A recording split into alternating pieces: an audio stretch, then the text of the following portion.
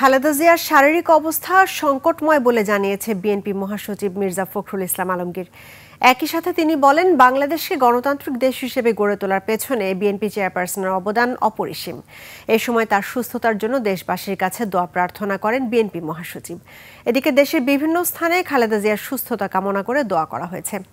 আরিফিন শাওনের report. BNP chairperson Khaleda জিয়ার শারীরিক সুস্থতার জন্য রাজধানীর নয়াপল্টনে বাদ জুমা দোয়ার আয়োজন করে বিএনপি। উপস্থিত ছিলেন দলের জ্যেষ্ঠ নেতারা। এ সময় মির্জা ফখরুল ইসলাম আলমগীর বলেন, বিএনপি চেয়ারপারসনের শারীরিক অবস্থা সংকটাপন্ন। আপনারা জানেন যে গত দুদিন ধরে তিনি আবার অসুস্থ হয়ে এবার কেয়ার হাসপাতালে ভর্তি হয়েছেন এবং গতকাল রাতেই ডাক্তাররা বলেছেন যে তার অবস্থা, শারীরিক অবস্থা অত্যন্ত সংকটময়।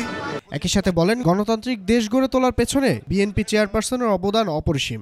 আমরা দোয়া চেয়েছি তিনি যেন আল্লাহ যেন তাকে সম্পূর্ণ সুস্থ করে দেন, সুস্থ অবস্থায় আবার জনগণের মাঝে ফিরে এসে তাকে দেশের মানুষের কাজ করার সুযোগ করে দেন।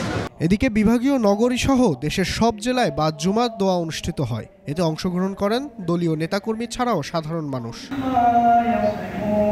সম্প্রতি শ্বাসকষ্ট শুরু হলে স্বাস্থ্য পরীক্ষার জন্য রাজধানীর এভারকেয়ার হাসপাতালে ভর্তি হন খালেদা জিয়া। এরপর শারীরিক অবস্থা খারাপ হলে সিসিইউতে নেওয়া হয় বিএনপি চেয়ারপারসনকে।